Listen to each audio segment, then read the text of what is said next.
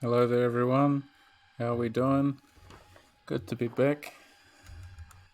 Um, hope you've been having a good. What's it been? Week and a few days since I last streamed. Hope you've been having a good amount of time since then. Um, I was thinking today. Well, I was thinking we jump into a different. So we tried Dan, the Doctor, last time. I just wanted to have a look at another character today. I mean, we'll see. We'll sort of see how we go, I suppose. Whether we flick back to Dan, but I was curious just to try someone else out as well. As to who I'm going to try out, though, I'm not sure. We'll try the ex-soldier. I know Levi's pretty difficult to play. I tried him once or twice, but we'll give it a go, shall we? This is all part of the experience.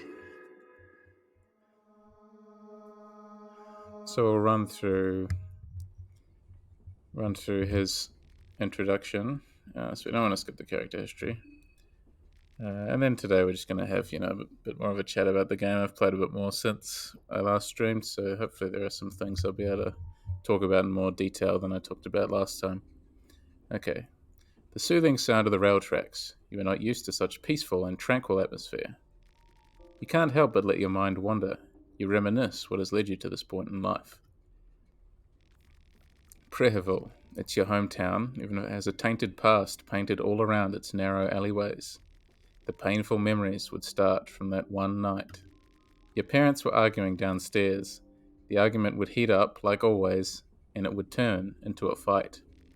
Your mother charged inside your room in desperation. She locked the door and pushed it with all her might. First, the odor of old vodka carried over to your room, then you heard your father's heavy steps walk up the stairs. Your father started bashing down the door. I'm going to stand up against your father. Your efforts didn't matter much before the drunken stupor of your father. It did raise your maximum bodily resilience, though. Small consolation, I think. Slightly interesting, isn't it? To sort of this horrible tragic event, but it also increased your this bit of mechanical information behind the scenes.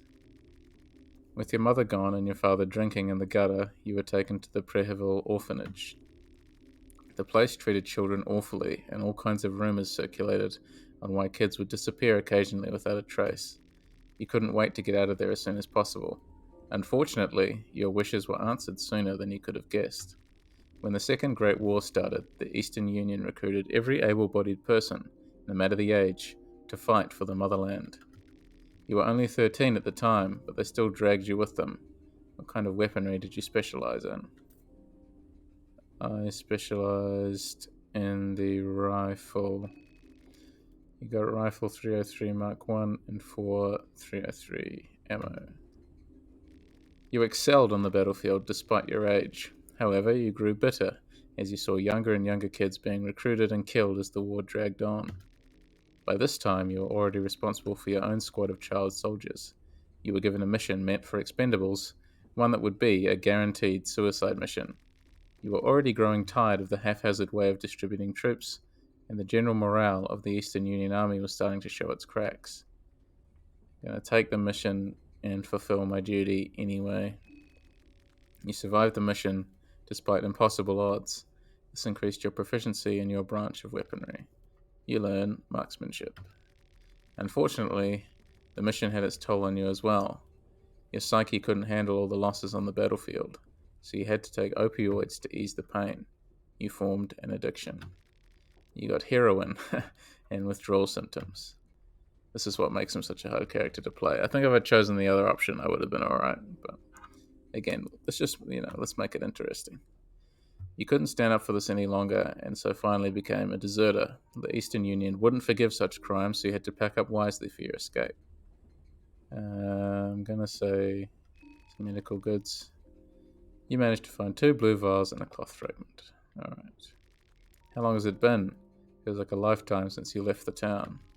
It's not a place anyone would want to return to, but when you got no other place in this world, you are left with no options. Save your character history, yep. Skip the intro. Yeah, we are going to skip the intro. I'm just going to have a sleep and avoid dreaming of the moon. You wake up suddenly. Was it all just a dream? The train, it seems to have stopped. Okay. Let's have a wee look around. Pile of suitcases left without supervision. Door the previous cabin is locked on the other side. The cabin seems pitch black. Locked from outside. So I think, yeah, what really impresses me about this game. Oh, I got another rifle anyway. Just out of that suitcase. I guess that's probably not so helpful, I suppose. Could give it to someone else. 3 matches. Not particularly compelling. Red herb. And sometimes, you can get great things out of those starting suitcases, and other times you just sort of get nothing. Combat manual and a map. And this is talking to himself. He seems to be completely lost in his own thoughts. Late already, so late.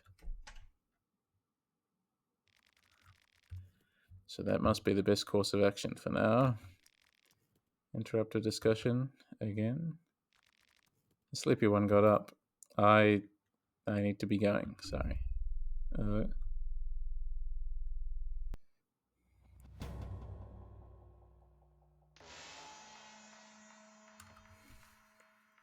Okay. Let's go back inside briefly. She's inside, drawing out the ritual circle that we can use later on. But yeah, I think what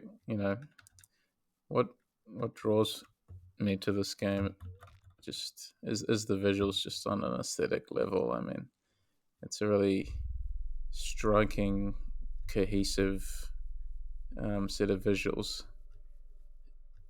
And Miro, I think that's the developer's name, has created a world that feels coherent, and not just visually, but also mechanically. I think there are maybe one or two sort of moments, I think, in the writing that sort of tonally feel a bit funny. Don't quite fit.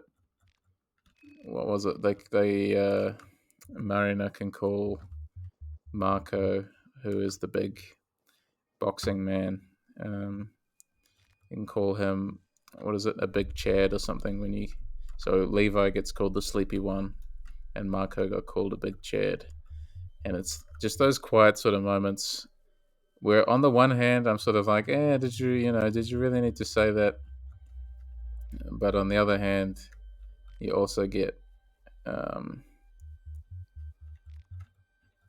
this sort of, this real sense that this is a game made earnestly by a human being, and I think that's what's more important, to be perfectly honest, is really a feeling of, I'll just move my mouse out of the way there, really a feeling of coherence and cohesion, and a game that's made with love and deliberate attention to detail. And even if you sort of think, I don't know, like, why don't they fix the, when you pick up duct tape, it turns out to be duct tape. And you sort of wonder, why don't you fix that little spelling mistake in the English translation, or whatever. But I feel like, there's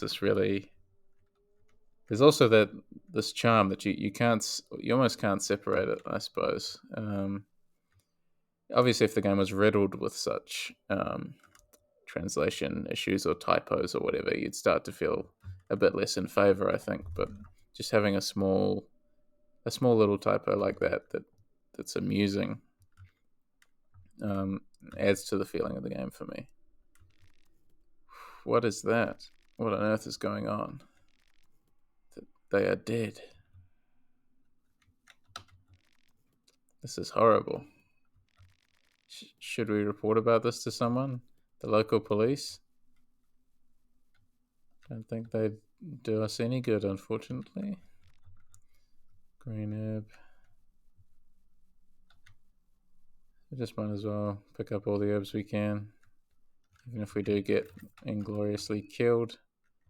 I'll keep the knife for a minute, I think. Or maybe duct tape is a brand of duct tape, so we can let it slide. Okay, alright, that's fair. That's good to know. There's some like brand placement. It's just like Alan Wake and the bloody was it Energizer batteries. Every pack of batteries you can pick up in that game is branded with the Energizer logo, I think. And it's sort of, I don't know, it's one of those branding in a horror game is really, I guess, delicate is the word I'd use. And it doesn't work. It didn't work with in the case of Alan Wake. Just as it probably wouldn't work if in Silent Hill you could pick up I don't know, a branded beer or something. For New Zealand, I guess it would be Spates. You check the functionality of the rifle without even thinking about it. Your old habits are kicking in. The rifle creates a familiar feeling of safety. You wonder if you'll ever be able to leave that past behind. Okay, what have I got? I've only got 4 bullets. If I've only got 4 bullets, I'm just going to double check that. Very quickly breaks immersion, even though it's literally more realistic. Yeah, it's a good point. I mean, there's sort of a paradox there, in that okay, we're pulling in elements from the real world, but I think also when you start pulling in elements from the real world, your brain starts to think, oh well, why is this here alongside these sort of fantastical or horrifying elements, or you're sort of too busy thinking about um, how it would be possible that all these batteries are sort of everywhere and all the same brand, and yeah, it gets pretty ridiculous trying to justify it within the context of the narrative. Um, I guess Alan Wake sort of had the perfect excuse. Maybe Alan himself was sponsored by Energizer batteries because he's obviously writing the narrative himself as he plays. Maybe that's just his favorite brand of batteries. I don't know. Mysterious beast approaches you with saliva dripping from its gaping mouth. The creature seems to be in hunting mode. Prepare to die. Your words are in vain. The beast is clearly out for blood. Also, doesn't look like it has ears, but that's alright.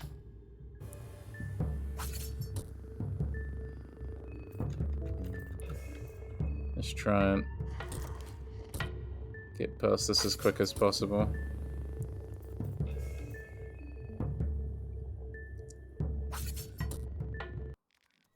So we stop caring about copyright and just put all the brands in. Then it's 100% realistic. Yeah, it's like you have to have the variety of options. What if I don't want to use Energizer? There's got to be other, competitive brands of battery out there. I don't just want to use. I just want to use one. I want to try them all. But no, I don't know what the solution is. I mean, for me, the solution is just not to use any of them at all. Old rusty hatch here.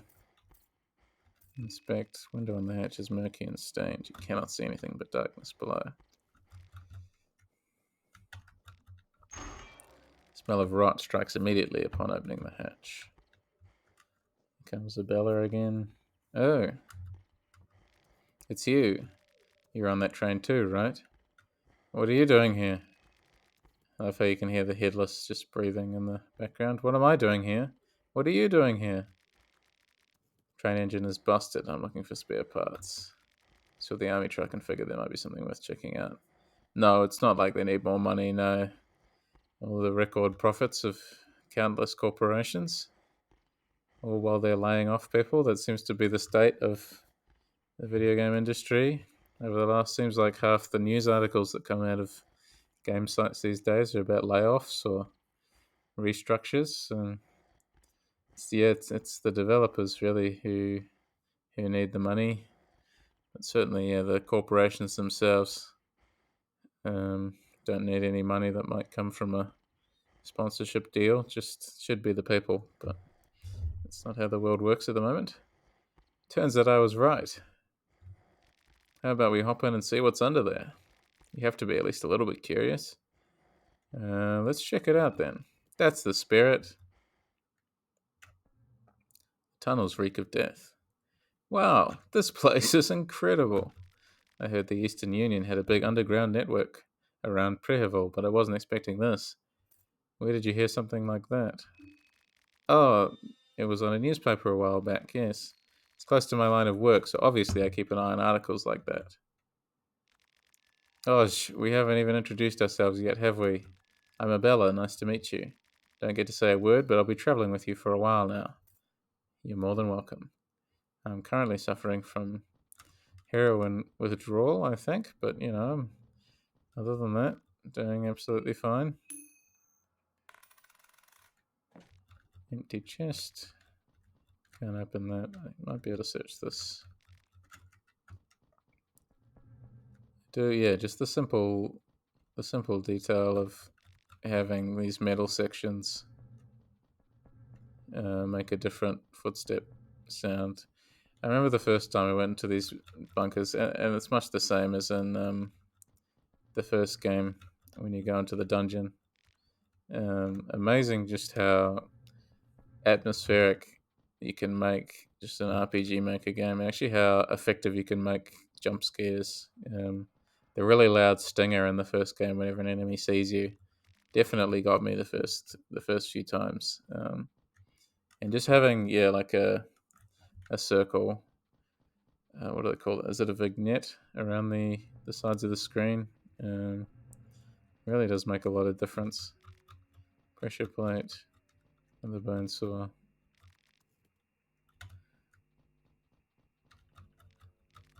Pipe wrench.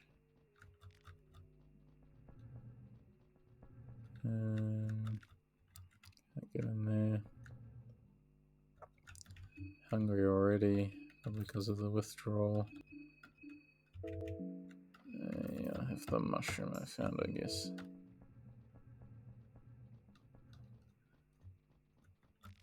Formal hat. There's a sweat stand circling the insides of the hat. Alright, we're gonna block the clown off for a minute. Poor guy.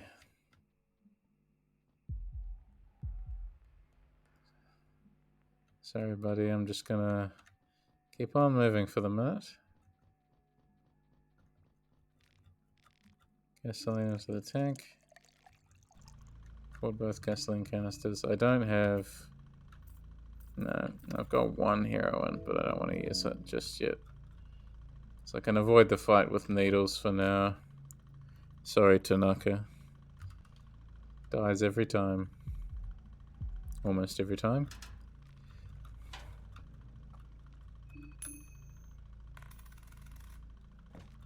And yeah, you get a real sense of ruin from these games, and ruins are interesting. I think what's most interesting about the environment of the first game in particular is you sort of have this concept of ruin time going on, and I read an article sort of semi-recently about that, about this concept of ruin time, and basically the article, I should try and find it, the article focused on how ruins change over time and how ruin time almost works differently to our sort of understanding of linear time in a sense, um, because ruins change based on their interaction with nature and their interaction with sort of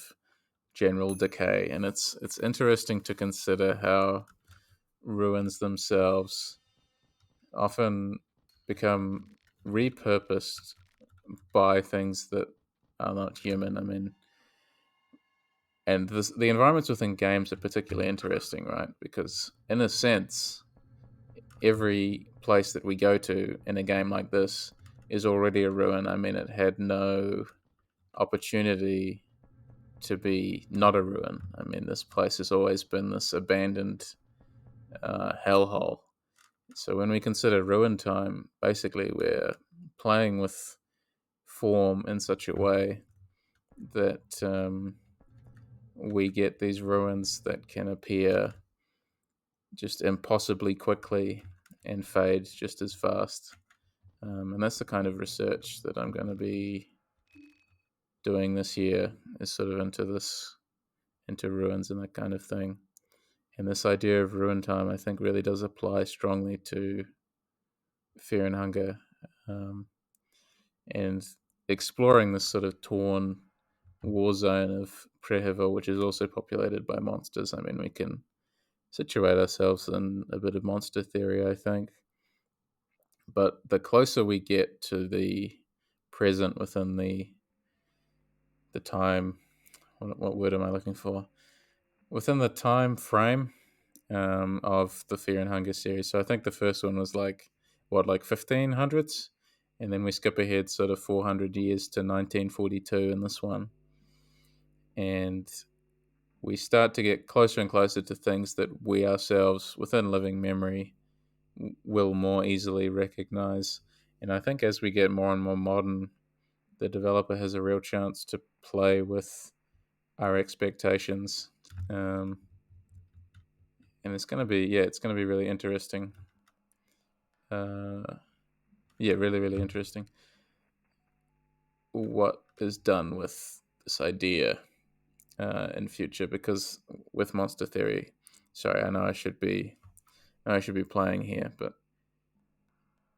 I don't want to lose my train of thought. With monster theory, there's this sort of idea that all the monsters we see are emblematic of our society or the person who created them, but they're often very emblematic of a society, of the thing that created them. They're sort of a reflection of that, of some underlying, I don't know, underlying, perhaps you could say, desire to sort of see this idea expressed. Monsters are kind of revolutionary in a way. Um, and although not every monster is made with this concerted sort of, I believe that this is a monster that I am externalizing, this is sort of the enemy of my my worldview or whatever. It doesn't even have to be that. It's an enemy of a worldview, not necessarily your own. But I think when something is defined as a monster, we sort of, we do naturally get a them and an us scenario. And as we get that them and us scenario, we start to position ourselves within the us camp pretty firmly. And we start to see enemies within the game world as solid enemies, things who must be killed.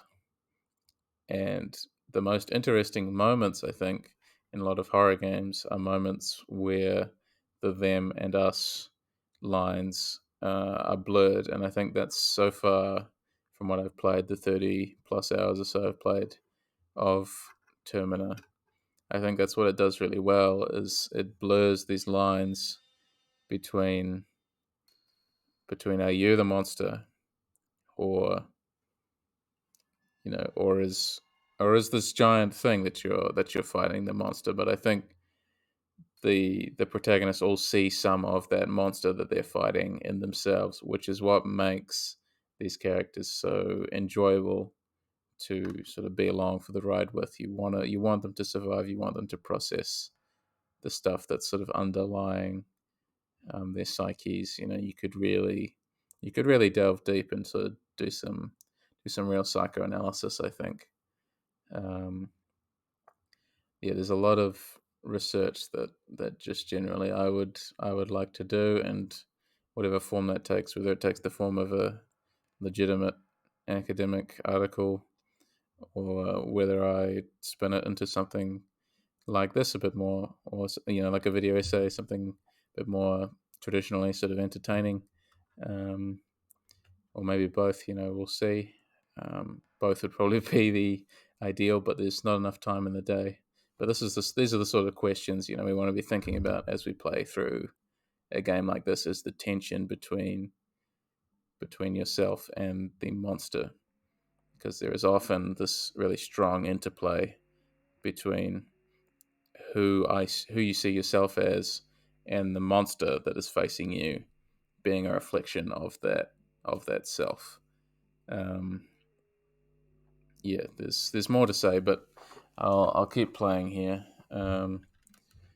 Just get past this bit so I can do a bit more walking. It's hard to make sure of the cause of death. There's not much physical trauma present. Maybe he suffered a heart attack or died because of some other diseases or poison. Okay, search him. There appears to be a letter and a key in his pocket. You find the soldier's letter and the eagle brass key. Cool. He switched on the monitor. Connects teleactroscope to the logic. Such a satisfying grunty noise, isn't it? What a fantastic noise. That's exactly how I want my car to sound when I turn it on. Find the Tale of the Pocket Cat, Chapter 1. We're both pretty hungry. Not there's much to eat. I'll give Levi the meat pie, that's alright. Levi feels a lot less hungry. We can have a read of the Pocket Cat book. First chapter of an old fairy tale used to scare children from wandering off on their own. This particular copy seems faithful to the original, unlike the modern, watered-down versions of the story. And as well, another thing I really appreciate about the effort put into this game are the little pictures that pop up behind behind the text to represent each book. I think they're just wonderful. They add so much just by themselves, and they show just the love, the effort again that has been poured into this game. The Tale of the Pocket Cat, Chapter 1. It was a rainy day in the countryside just north from the forest of Merwood. Willem, the most mischievous child known in the town, stared at the raindrops behind his window screen, just longing for an adventure. His mother would warn him of going outside. Rain brings forth all kinds of dangers, not otherwise known to little boys. During downpour, decent boys should help their parents with various household chores instead. And I love how authentically didactic this tale is. It feels like a real sort of folk story that you would hear, a real fairy tale. Being the pompous boy that he was, Willem refused to give a helping hand. The consequences of such refusals were all too familiar to Willem. He'd get sentenced to bed without a dinner. And so he did. Crying under his blanket, fits of Willem's anger brought forth his reflection from a mirror on the wall. The boy from the mirror introduced himself as Melu, the sleeping twin brother of Willem that came to this world far too early, unless he could only view the world from the land of opposites. Melu wanted to warn his brother of the coming calamity, but his words echoed from the land of opposites, and so they came out all wrong. Now his words encouraged Willem to join the coming adventure that was heading his way, heading fast. In fact, the adventure already squeezed itself through a small keyhole in the window frame. A large beetle man climbed in from the window. The beetle man was tall, taller than Willem's father, and rounder than his father as well. The face of the beetle man was obscured. He wore a similar mask Willem's grandfather had worn in the war to avoid gas from melting his eyes and burning his lungs. Turkillo, the beetleman, had an urgent mission for Willem. You see, the ancient kingdom Turkillo came from was under a serious threat, and Willem was the only boy who could help. Willem was a bit hesitant, as he would be, but Turkillo was already forcing the boy out from his bedroom, out into the rain. "We got no time for thinking," said Turkillo. The beetleman showed the way with his lantern. Only Willem had trouble keeping up with the pace as Turkillo flew fast deep inside the Merwood with his man-beetle wings. Turkillo's lantern got more distant until Willem couldn't see it no more. Hopeless and now lost in the woods, he started crying, not unlike how small song thrush chicks cry and beg for their mother for food. And just like that, a giant song thrush grabbed Willem and took him to a treetop nest full of chicks fighting for their place in the world. Willem tried to beg for a tasty worm from the bird mother, but competition was fierce. Those chicks knew that to succeed in life, you have to push the competition over nest boundaries. Willem tried to struggle, but ultimately fell off the nest. Just as he was about to meet his maker, Turkillo scooped by him and grabbed Willem with his cold man-beetle arms. Alright, that's the end of the first part. But that sequence with the mirror, I mean, that's very convenient, isn't it? That's sort of exactly what I was talking about. That sort of that tension between one world and the other, our world and the other. And it takes strength of character, I think, to admit that the world, that our world, the us part of the us and them, as we compartmentalize ourselves and other the others. Um, it takes strength of character and a lot of courage and honesty to accept that your worldview, that your whole world is not the one and only world, that it is not the one way of conceptualizing things. And it's not an easy thing to do by any means. Um, but I think horror games, maybe more than any other genre that I've played, really opens one's capacity for that kind of thinking. I think we get a sense of who we are ourselves when we are challenged emotionally, but even more than that, when we are made vulnerable by what we are playing through. And it's that vulnerability that allows us to be honest. But it's also not an easy thing to do. It's a difficult thing to do. That's what I meant to say. And again, it's that tension between ourselves and the things that is challenging us. That can be It's a relationship that's really thorny, really hard to wade through, really hard to unpick. But when we even just begin to, I think we really start to understand ourselves better. And if we're just playing games uncritically, without thinking, without needing to think, then I think we lapse a bit. And that's not always a bad thing, because games are meant to be enjoyed, they're meant to be things we can luxuriate in. But also, the reason I'm drawn to horror games is because they require this sort of, like, this laser focus almost sometimes. And when we have this laser focus, or when it's demanded of us, then we're naturally made more immersed. And because of that immersion, the game crushes us almost, and makes us more emotionally vulnerable, and therefore makes us more honest, perhaps. I was going to say sentimental, but not everyone's reaction to horror is sentiment. But I think certain moments horror can provoke really strong bouts of sentimentality, at least within myself. Particularly well chosen moments of peace. Save rooms are very easy to idealize and sort of almost be like the focal point of horror game related nostalgia. Um, are these sort of moments of downtime? Those are the moments we remember, and I think those are the moments we remember in life as well. At the time, we sort of think everything's really stressful, but then we look back. I had this fond memory already just the other week. I was out for a drive, just getting some petrol. It was stinking hot because summer here, um, and I had this. I had it's so stupid. I just had this warm can of lemonade, which sounds like it should be, one of the worst, terrible thing. But I was drinking it, and I was just thinking, looking out at the sun, um, from my car, just no one else around. It's just perfect, and that's like, it was just 5 minutes of calm, but that's the moment that I remembered from an otherwise stressful day, and I think that's a kind of moment that will stick with me. And probably moments like these, like just talking, being able to talk, do what I really love, analyze horror games. That's what I'm interested in. Um, and I hope that that's what compels people as well.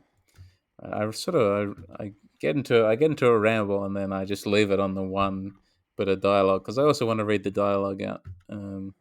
So I apologize if you're like just sort of tapping your fingers on the table, just like, hurry up, HG, get to it, let's move, come on. Bremen Lieutenant, ooh, you made it out alive. Good boy. Who are you? Lieutenant Pav, at your service. Remember that name well. What about you? I recognize you from the train. It's only polite to introduce yourself. Levi. Be on your best behavior, Levi, yes? I have to ask. I recognize that uniform. You are a soldier. Those are not Bremen overalls, that's for sure. Don't worry, the war is over. We don't have to keep up with the hostilities. That's not what's bothering me. What bothers me, the hell of a lot, are those shoes. What happened to your boots, soldier? A soldier does not just switch to sneakers when the Iron Curtain falls. Unbelievable. No boots. Well, whatever. I take it you found the key for the city gates? Oh, yes, that's the one. The one with the eagle. Good, good. I would have gotten it myself, but you never know what lurks in the deeper depths of the soil. Besides, the festival is only at its beginning. I don't want to do anything too risque just yet. Now be a good kid, Levi, and get those gates open. Got some other business to attend to. So, be killing you later. I mean, seeing you later. Like he's lecturing me about my boots and he's got his shirt undone to like the middle of his chest. He's trying to seduce me, apparently. What was all that all about? I'm sure he knows something about this tunnel. These tunnels must be part of the big reason Bremen army wanted to occupy this area so badly. Bremen army? You can't be serious. You can't possibly be that out of the loop. Just weeks ago, the Eastern Union and Bremen made a truce. It's nothing major, of course. Just the end of the Great War. Oh, right, yeah. I thought you were talking about the other Bremen. Right, of course. Thought you were a soldier boy. Surely you know this stuff. Reason why I'm puzzled about this ordeal is that the truce happened right after Bremen reached this area, the city of Prehevel. Seeing these tunnels makes me think there's definitely something fishy going on. We didn't find any parts for the train. Oh well, maybe I continue with you for just a little while longer. Might be safer in a group. So I think now we'll face off against the headless hound here. Yeah, don't really have any choice. I know there's two of us. I can see that, yeah, without the heroine in the system, he gets a bit weaker. Creature has nothing of worth. Shocking. Okay. So if we head through town, we'll get the other key, which I don't think I actually managed to do last time, did I? I got killed pretty horribly, I might add, by one of Fear and Hunger's seemingly infamous instant kill sequences where the priest reached out and basically just they got rid of my legs and I lost a whole day, and then I crawled about 5 meters and got killed by Vile, the guy with the pig mask. So it was not a good day. Empty bucket with some grimy stones. Anything useful? Light blue vial, that is useful. Shotgun shell, also useful.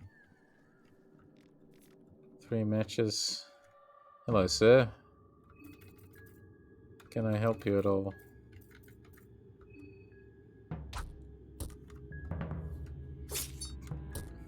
Oh, that was uncalled for.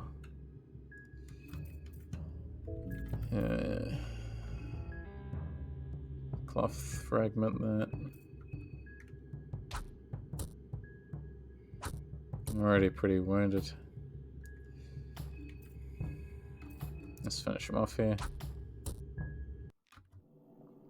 And another thing, it's such a small thing, but these battle backgrounds are also really evocative, and they work for every single encounter. Really, yeah, almost all that the game needs to be evocative is just this fantastic art. But also, like, fog just generally does not hurt a game's atmospheric quality in my eyes. You really can't, how can you beat fog for atmosphere? Yeah, you can see that Levi is so slow because of the withdrawals that the enemy is actually going to act before he can, which is bad. So maybe I should. Do I dare? Do I dare use it? I only have one. I mean, so it makes him, pretty difficult to play with. He's certainly, so far from what I've played, he does seem like the most difficult character to play, particularly if you begin him with this sort of crippling addiction. We're both infected. I'll heal him a little bit, and then use the herb on both of us. And then our mind's a little bit low, but that's okay. Meat pie, shotgun shell. It's okay for now. I should qualify. What's zoophobia? And reptophobia. Was that disease? These books have been neglected entirely. They're in too bad a condition. Broken and jammed. Empty bucket. Need some glass shards. Shelling from the cupboard. Find a white vial from the refrigerator. Moldy bread from the cupboard. With some effort, you're able to chip away some of the black matter. It's my favorite meal. I love black matter. Just just like when I started learning how to cook. I was producing dishes of fear and hunger quality, I'm sure. Chest is empty, unlucky. Let's have a look back downstairs. Pretty sure there'd be at least one enemy wandering around here. Glass shards. Turnip. Red herb. Can't remember where the enemy is. Are they in this? Maybe there's not one at the moment. I don't know. Oh no, there she is. So yeah, one of the screaming knife ladies. Sort of lurks around here. Fear and hunger food isn't that bad to me, strangely enough. No, I don't think so either. It does all seem pretty normal. So I like to think, the food that I made was normal. You can recognize just this. I hope I never made anything like this. I don't think I ever burned anything that badly when I was learning how to cook when I was younger. Check the bookshelf for anything interesting. Occult grimoires. Carrot. Meat pie. No, I like how normal the food is. It's good. We like just a normal old-fashioned meat pie. Made one of those just the other week. Always nice. I think that's a good point about it is, like the normalcy sort of contrast, the normalcy of the setting, or the familiarity of the setting, combined with like how horrible it is, everything is. You get this great sort of juxtaposition, this great sort of feeling that this was once a world that had coherent elements, which I think adds to the feeling of that this was a place that could have been not ruined. Is the fact that you're finding all this food that you recognize. Everything seems very normal. Starting to feel hungry again. Good thing we found a vegetable pie. As you say, one of the few comforts. But yeah, sort of everything feels normal, right? And we can understand it, which is what makes sort of the tragedy of the situation all the more profound, really, because these people that we're fighting are just poor people. They might have had some poor beliefs, some poor backwards beliefs about what gods they chose to believe in, but that was all sort of culturally enforced, and they're never given a proper way out of that. We presume, and they were then warped into these horrible, crazed beings, and we're wandering through their house or through their houses and sort of going through the debris of their lives, really. And when you step back to think about it like that, it's really very melancholic. The basement seems damp and dark, as if something lurks down there waiting for you. It's my favorite kind of basement. Reminds me of Resident Evil 4, kinda. Did you want to expand on that? What do you mean specifically? Because I do agree. The game is very reminiscent of Resident Evil 4. in its setting. And I mean, several of the Resident Evil games, right, the corrupted villages, but you also get, like in a sort of a classic zombie story, you still get that same sadness that, these were once thinking, feeling people. Um, and yeah, like now simply they are not. They've been turned into something else, something that is no longer human. They've been othered, but by a process sort of out of their control, which is something that you can feel for. I mean, that's what makes certain monsters tragic figures, is whether or not they are allowed to choose um, whether they become a monster or not. Like a serial killer, for instance. They're the kinds of people we consider to have chosen to become monsters. But whereas these people, we presume that no, they sort of had no choice.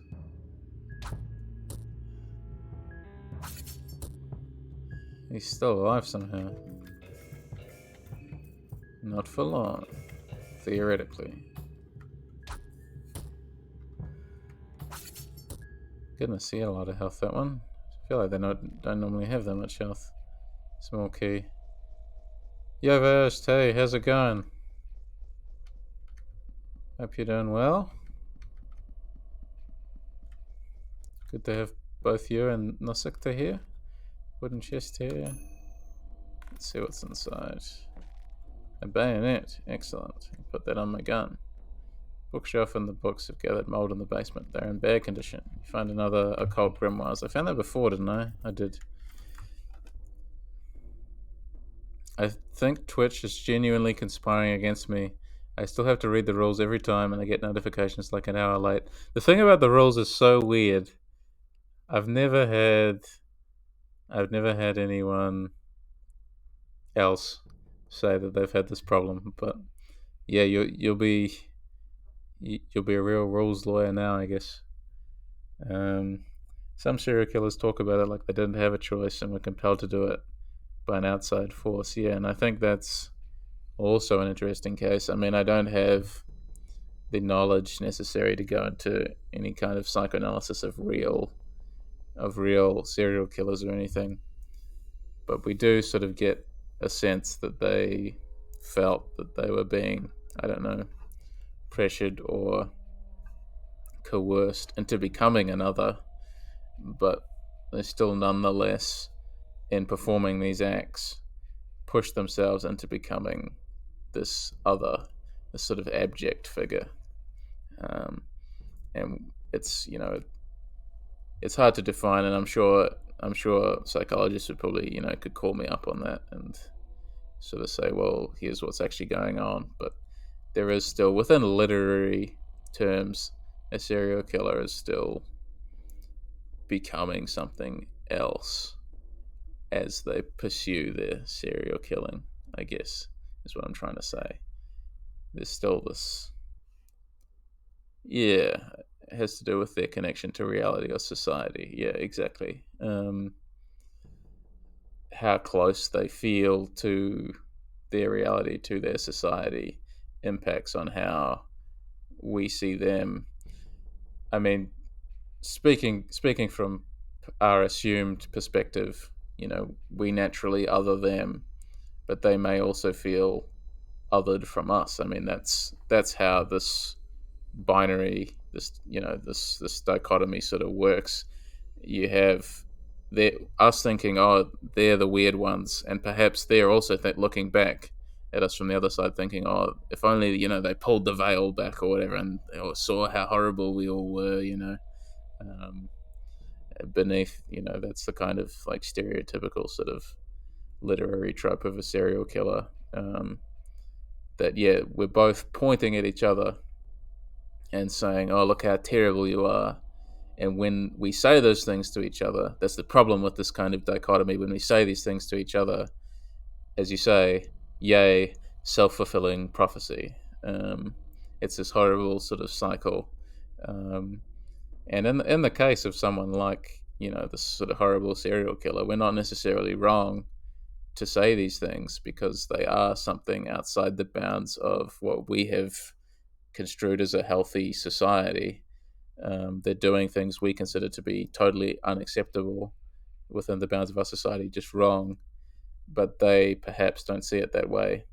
And that's where we get this structure um, of the them and us. There's another word that I'm trying to think of, but I've forgotten it for now. I'll read the Skin Bible here.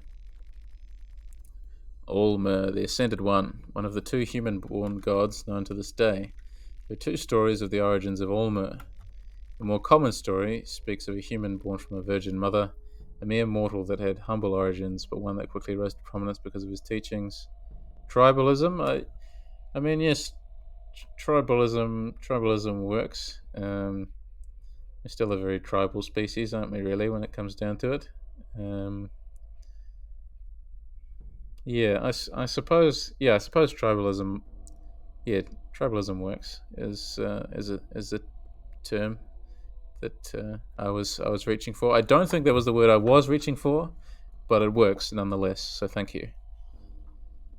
Um, so this Allmer character is obviously the settings analog for Christ, basically the same, right? The more common story speaks of a human born from a virgin mother, mere mortal that had humble origins, but one that quickly rose to prominence because of his teachings.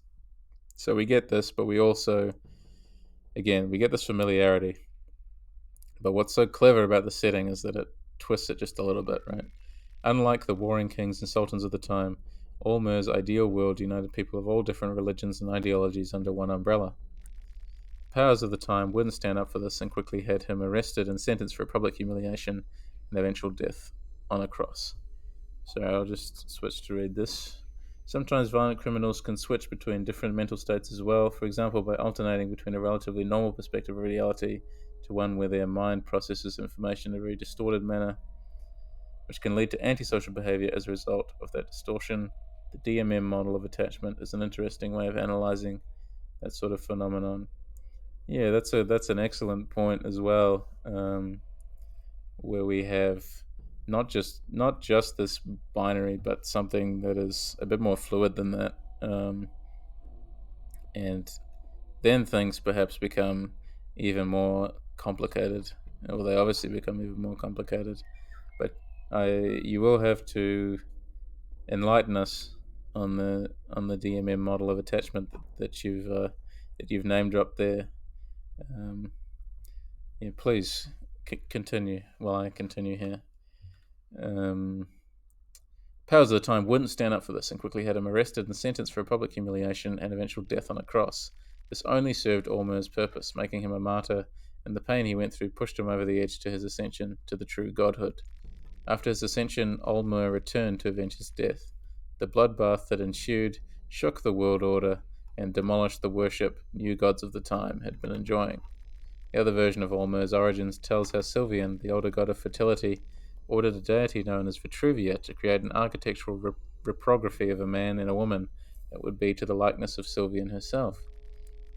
Vitruvia, being the master architect, did just that.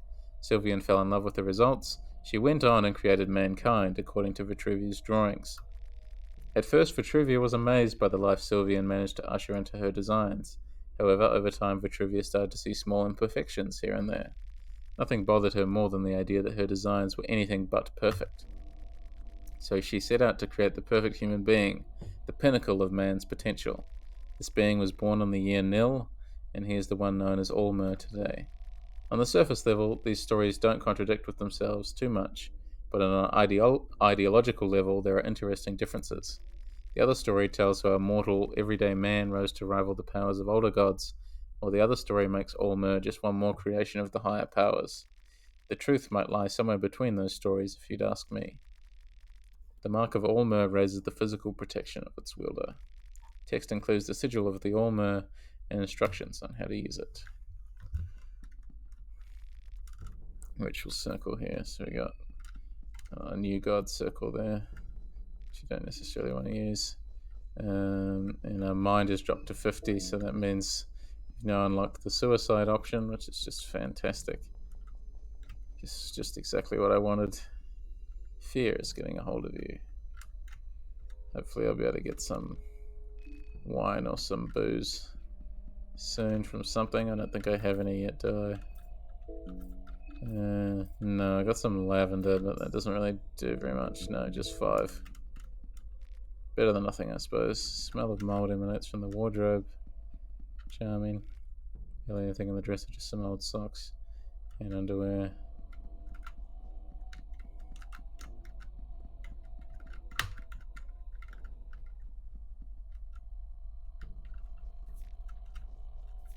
Yeah, I really do enjoy the ability to sort of learn more about the world and the world of this game in such a natural way. I mean, none of the information presented there is uninteresting or trite. It's all seems to serve a higher purpose as well as have mechanical relevance.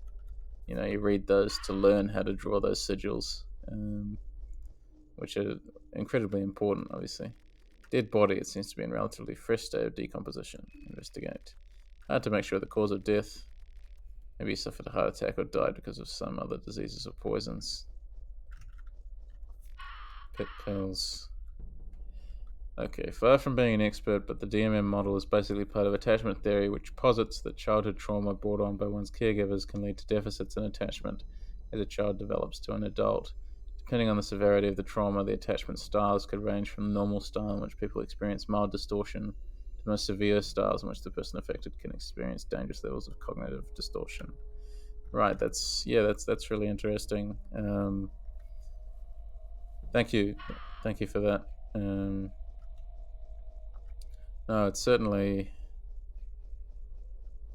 very interesting. I'm just trying to digest that. It's so the whole childhood trauma thing. I mean, I feel like to some degree horror overuses that, but I think it's not necessarily that they overuse it. Um, it's that they don't necessarily understand it or use it lazily. And I think that's where we start to run into problems, misrepresentation. One of the more severe examples includes what many people call Stockholm Syndrome. Right, a person affected will view their caregivers as good people who will protect them from danger, despite the fact they pose an extreme threat to the person's well-being and life. Yeah, it really is. The human psyche is a very interesting thing. Prayerful document, skin Bible. Yeah, there's really something to be said about psychoanalyzing characters can be very interesting. And then there's the more interesting question, I suppose, of psychoanalyzing real people who are dead, and who we cannot learn from anymore, who we cannot categorically say, oh, okay, you definitely have this. Characters who can only look at from a historical perspective. Yeah, because within those sorts of scenarios, these sort of distorted styles, distorted modes of thinking. Unlock this. 2 shillings.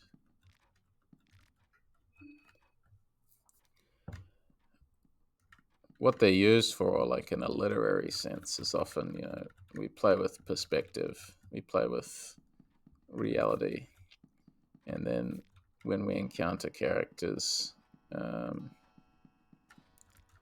Manaki, when we encounter characters that sort of have their own perceptions of the reality, that can often be very challenging, suffice to say. And when we encounter people like that in real life, when we encounter people who do perceive reality different from our own, we do still tend, I think, to other them there's still this unconscious desire to reconcile everything with our own point of view. We want to be sure that we are understood.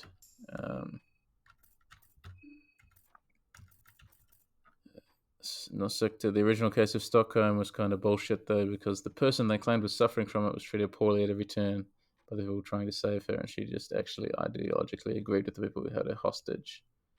What I'm trying to explain is this, right? Yes. I'm trying to explain as a separate phenomenon. It's called Stockholm syndrome because it looks similar at first case. Right.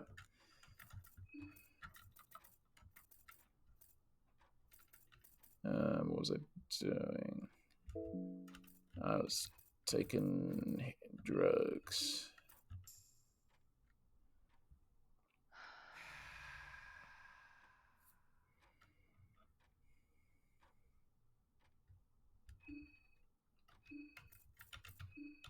Okay, so we'll do that this time. A rifle with a knife attachment.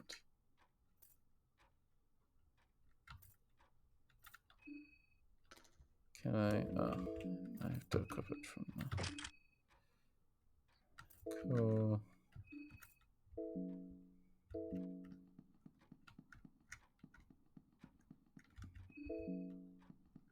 Alright, time to fight this chump. Alright, already blasted one of his arms off. Finish him off. If we can.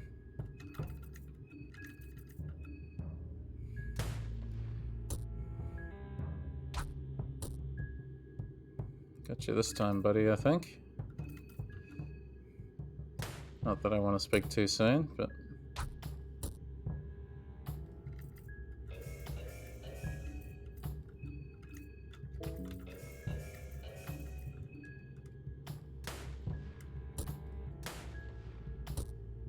Cool, thoroughly dead. Search, find a soul stone. Beat him.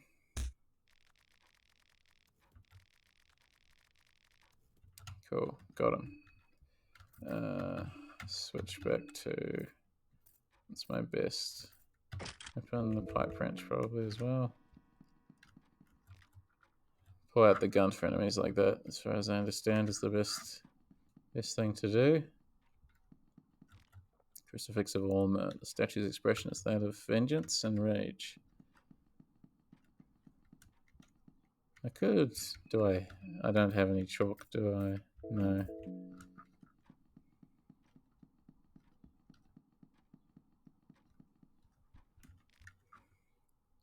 Rest for a bit.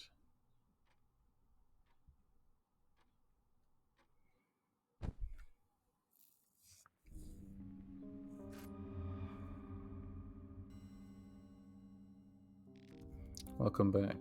Seems that you're very much acquainted with your fellow contestants already. Very delightful to see such progress already. Just what is going on? Since the 13 of you are such late additions to the party, your days are already running short. The festival will see its climax in just 3 days. That is how long you have. Use it wisely. What happens in 3 days? My master has a short attention span. If any of the other 13 contestants are still around when midnight hits on day 3, well, I guess you will just have to wait and see. However, it is not advised to wait until then. Do you mean I have to kill other contestants? What you do and what you don't is entirely up to you, of course. Do you want to kill your fellow contestants? Enough about that, let us proceed to the services I can provide. How may I best aid you in your quest? Do I have any points? I have 1. Gunslinger, agility. I don't think there's any way to check exactly what a skill does before I learn it. Like,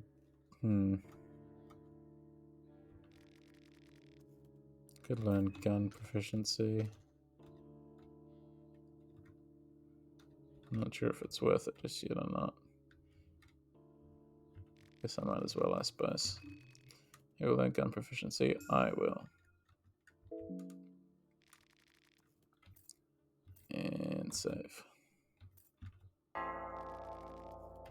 Cool. I cleared out this house of the priest so he didn't wake us up and try and murder us in my sleep, which is what I wanted to avoid. Glass shards. Glass shards. Pep pills. Rifle again. Well, finding so many rifles. That menu gave you Path of Exile, Passive Tree flashbacks. It's pretty intense. Fortunately, it is made pretty clear what you can and can't use. Hello, Jeeves. Good afternoon, mister. But I understand you're a newcomer to this town too, no? He's got a new mayor to the old town. I am sure he is thrilled to start his business immediately by meeting the newcomers. Please, he is waiting at the dining room. Proceed upstairs, if you will. Turn to your left and then to your right. Please do mind your manners. It would be advised not to mention Master's antlers, for example. Certainly. Just going to break into his office for a minute.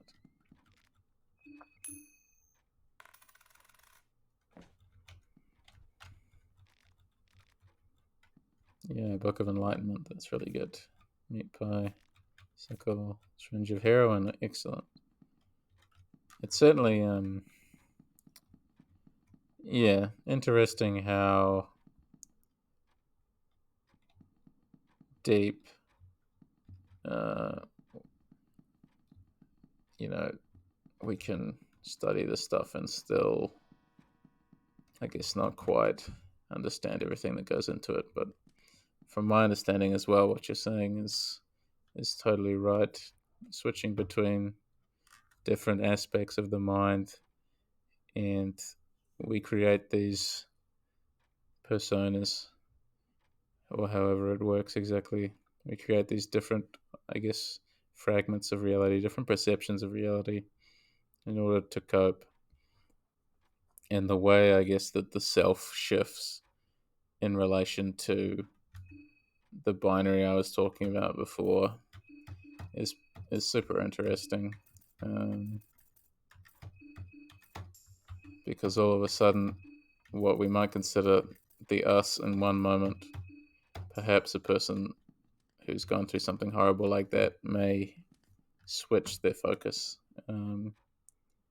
Yes, I'm not sure exactly how it works, or sort of how deep the fragmentation can go. But yeah, as you say, UVO is a fascinating subject, but yeah, horribly difficult to read about in detail, since it makes it so much more horrifying to hear about real cases. But I think I guess, in order to represent that authentically, you do have to engage with the people who have actually had to endure that incredible difficulty. Here's the mayor. Newcomer, new comes, then the new goes. Just in time for dinner. Sit down. Okay. Newcomer, isn't it peaceful here? I'm glad to see you're not a complete loony yet, unlike those others. You saw those people, didn't you? One can only wonder what happened to the folks around these parts. They've drifted far from humanity. Only thing they seem interested in is scavenging the scraps around the old town. How am I to have in-depth discussions with them? I want to talk about poetry, music, and culinary arts. What happened here? We are in the same boat here, my friend. I don't have the answers. I heard the Bremen military meddled with something. Some say the moonlight scorched this earth into something unrecognizable, and the town folk say it's always been this way. Newcomer, you haven't touched the food yet. These are rare delicacies you can only find in Preheville. Travelled from afar just to experience them. Pick these, for example. Don't they look absolutely delicious? Use your imagination. Food can be as inspiring as the highest forms of painted art or the most complicated musical arrangements. What comes to your mind when you look at these dangling beauties? You got meatballs, kidneys, embryos, cotton candy, the duality of the mind. Well, they look disgusting.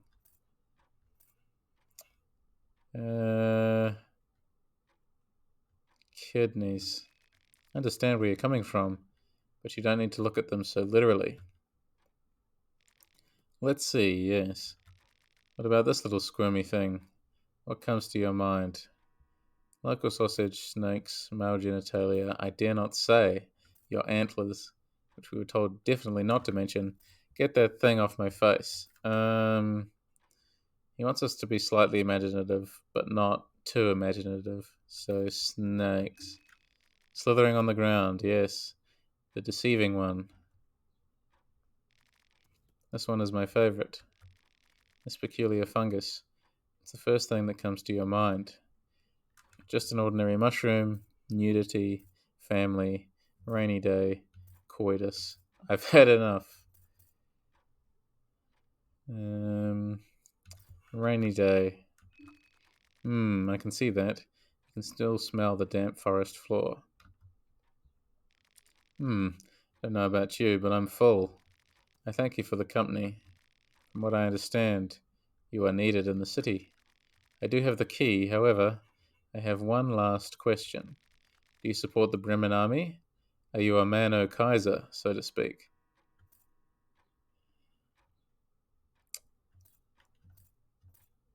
I fight against the Bremen army. Haha, yes. You have my support.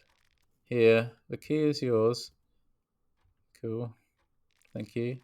The key is with the army, I'm afraid. Please be discreet. I do not wish to start trouble with the Kaiser. Do not mention my part in this. Yeah, no problem. 4 shillings.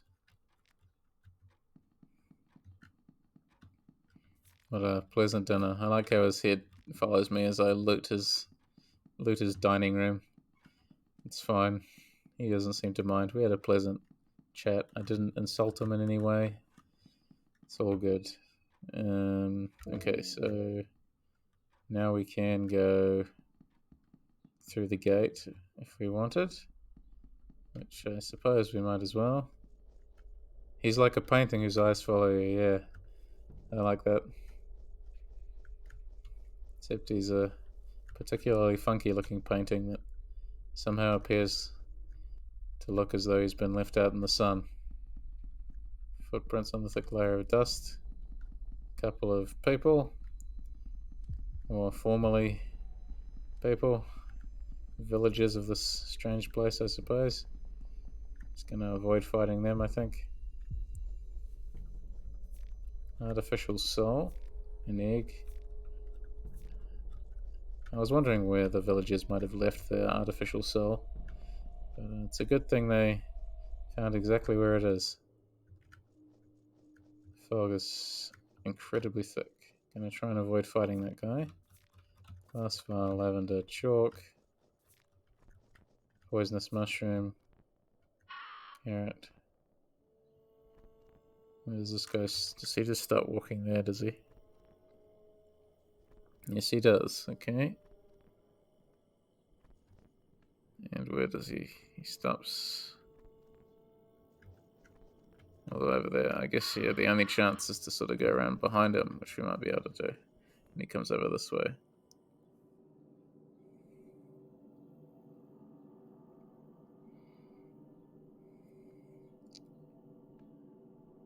That is a good point. Yeah, mild dissociation is something everyone experiences, even if they're totally healthy. That is, yeah, that is true. I feel like everyone I know has had moments of, what do they call it? Colloquially, it's like it's zoning out. You sort of don't really feel like you're in your own body when even maybe when you're aware of your own actions. You just sort of generally happens when you're doing something repetitive out in the yard, I suppose. Maybe dissociating via gardening, I don't know. Oh, damn, he saw me. If he doesn't follow me too far. No. It's alright.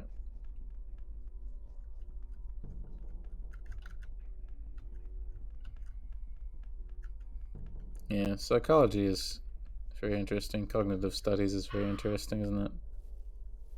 Just how integral the brain is to literally everything, and yet we're only really scratching the surface on how it actually works. An egg, an egg.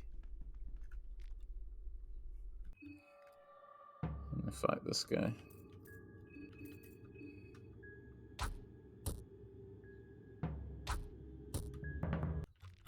Put him out of his misery. Dried meat. Take his head too.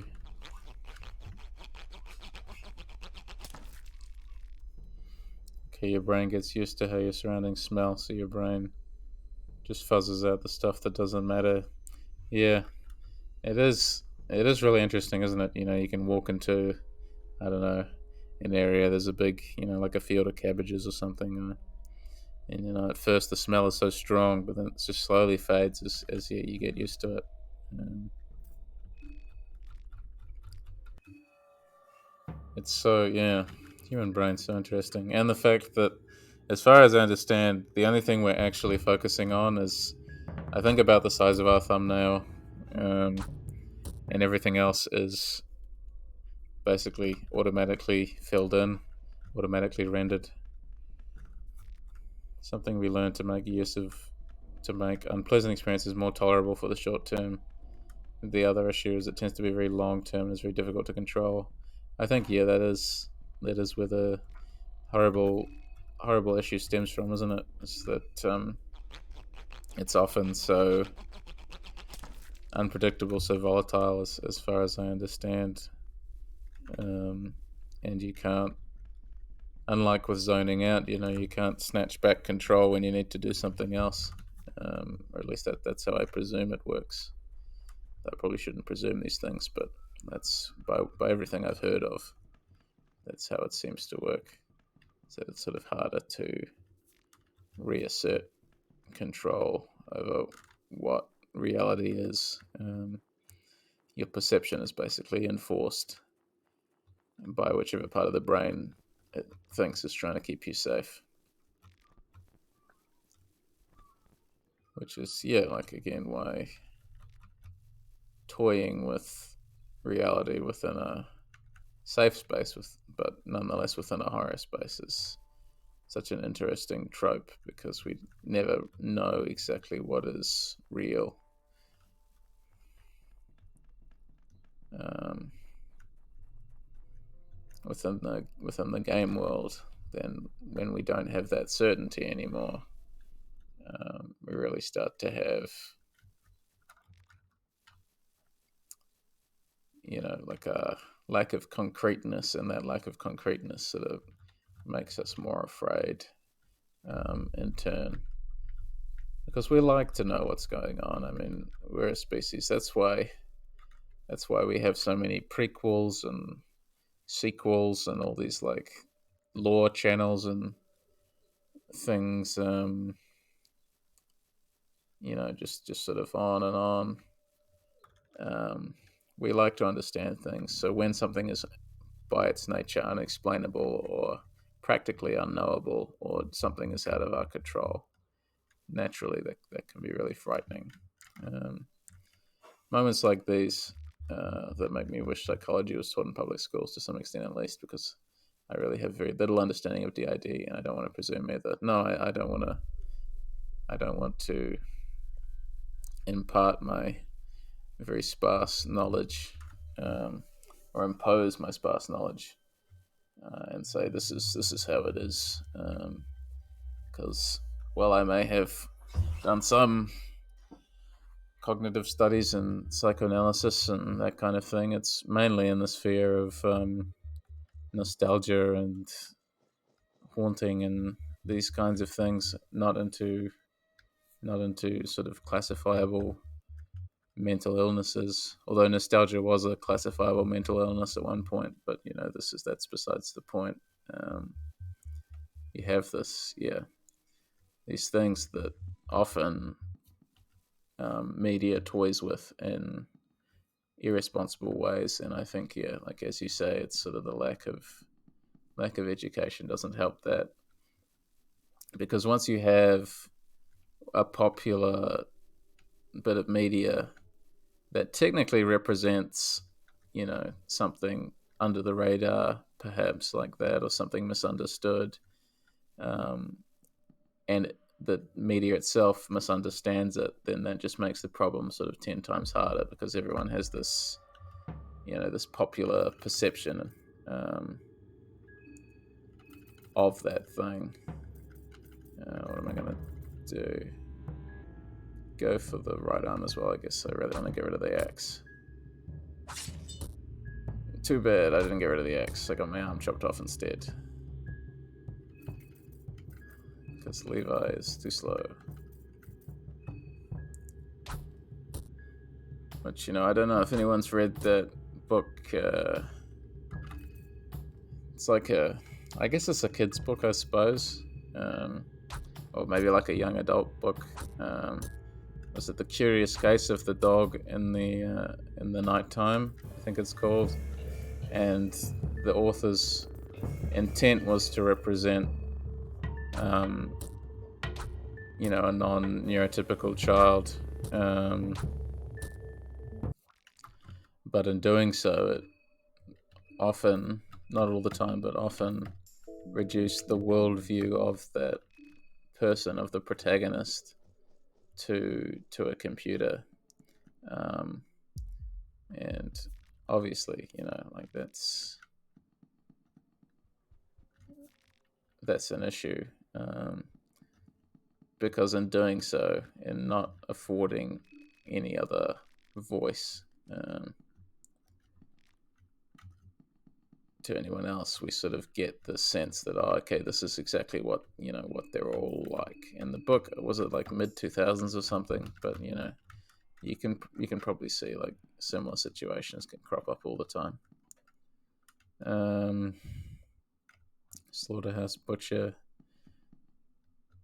book written by former Slaughterhouse Butcher. I wish I could remember what her name was, but I remember her mentioning she would disassociate to a mild extent because she couldn't easily cope with the knowledge she had to kill harmless, friendly animals with a blunt object day in and day out. To make matters worse, the pigs she was expected to kill were attached to the butchers. Pigs would nuzzle the butchers right before being killed, which sounds gut-wrenching, to be honest. Yeah, I think that has to be one of the hardest jobs in the world. To be honest, I don't think I'd be able to cope with that, especially if the pigs were, coming right up to you and saying, "Hey, how you doing? It's me, your friend. Don't you remember?" Yeah, it's pretty horrible.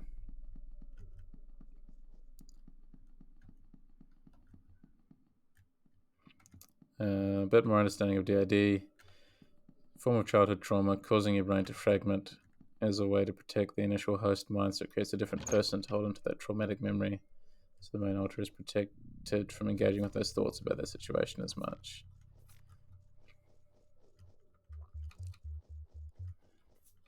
I can't remember, but there's was it like Moon Knight or something? I think like a superhero. I think it was the show. Maybe I remember seeing there was some discourse at some point when it came out that it misrepresented the experience of DID, but I can't remember in what way. But I do remember that there was a theoretical diagnosis in the show or something like that. It's like one of the only Marvel shows I watched. I think I watched it with my family.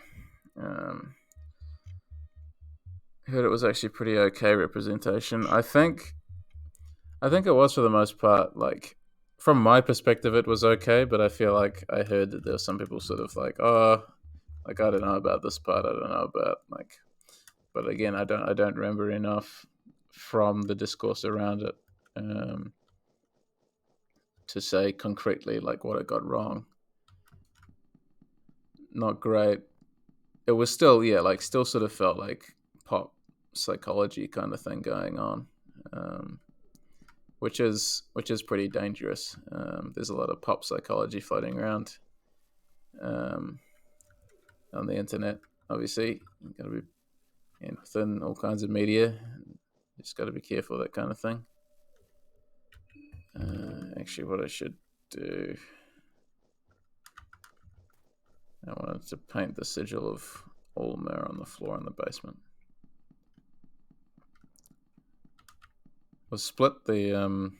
Night Shyamalan movie, was it? Some relatively positive representation is better than no representation. I think, yeah, Mike, I think you're right.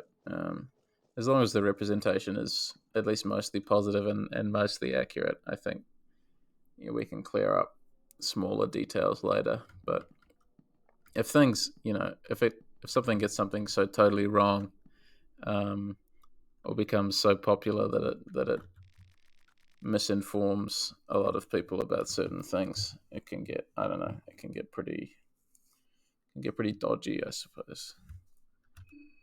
All right.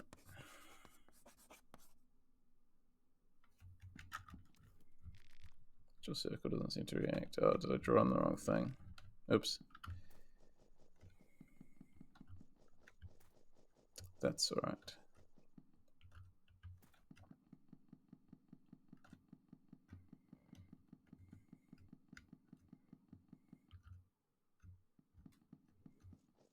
Which is the most important? That's the most important source you can get information from. Yeah. Gotta actually ask the people. Ask the people behind it. I think I can't remember if I've recounted the story or not before, but I think there was a story about a game developer in the States who wanted to use um, native folklore and to sort of use that to tell a story, and they did so. They tried to tell the story just within books, and they sort of, or using books as research, but the group was now so small that, or was so small that there was hardly any information on them, and they went into the local university and they said, oh, like what's up with this like tribe, like how do I tell a story about them, and without being insensitive. And I think the person who they went in to speak to simply said, oh, well, have you tried asking them? And the person just hadn't, the developer, I think, just hadn't bothered to ask. um, just hadn't even considered that the best way to do it would just be to consult the people whose story he was trying to tell, which was, yeah, frankly, an amazing attitude. That's one nice thing about artistic works dealing with these subjects. Even if one work is lacking authenticity in some parts, there'll more than likely be someone inspired by that work who does a better job, which then spawns another, etc. Agreed. Um, Even if you do, I think the main problem is, like, I guess when the work is so popular, that it becomes hard to supplant a certain idea. But like as you said, if there are enough people who are making enough cool things, those can then become popular, and then people can look back and understand. Oh, okay, this is how it actually is. I get it now, and yeah, it's hugely important to be producing those authentic works of art that also present things from a different perspective. Hello, I guess Mr. Parkour. Because those different perspectives are what makes art so interesting. I mean, if we weren't experiencing different perspectives in art, if we weren't able to discover different worldviews, I think, as I was saying towards the start of the stream, then it wouldn't be so interesting. Thinking about it, I wouldn't be surprised if DID, one of those things that feeds into the stories of historic possessions and exorcisms. I think you're probably right. It's one of those things that we can look back on, um, I think, within historical accounts, and I'm sure there are people who have gone back, like academics who will go back and say, This is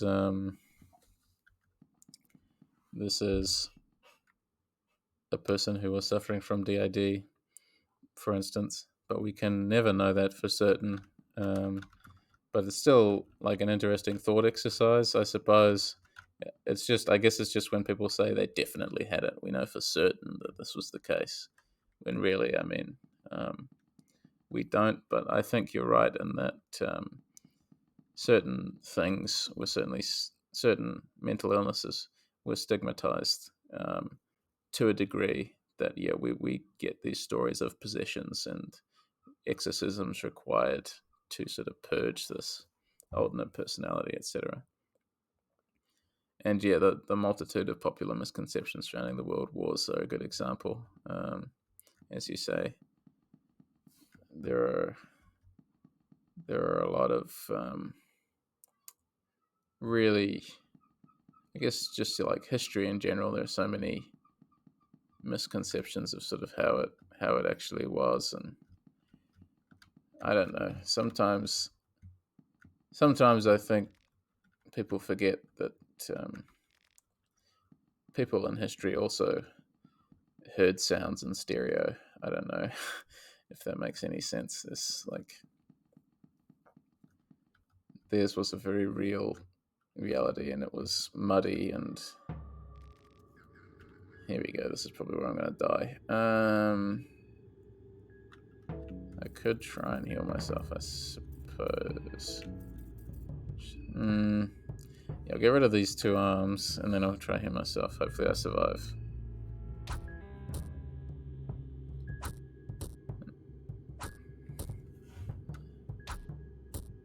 Yeah, cool.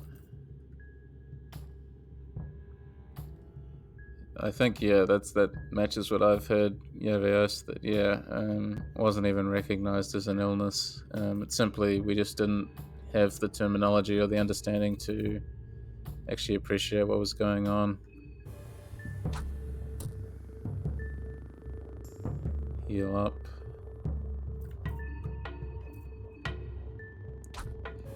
which is definitely a concerning attitude.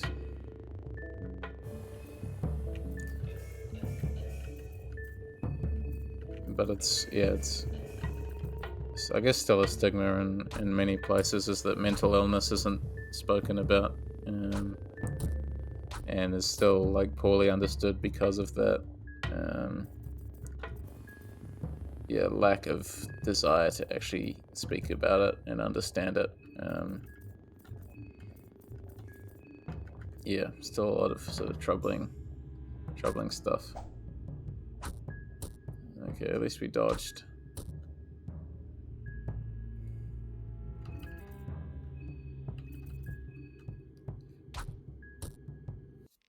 Got him.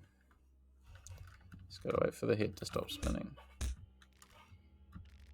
Husk of the bobby feels stiff and hollow.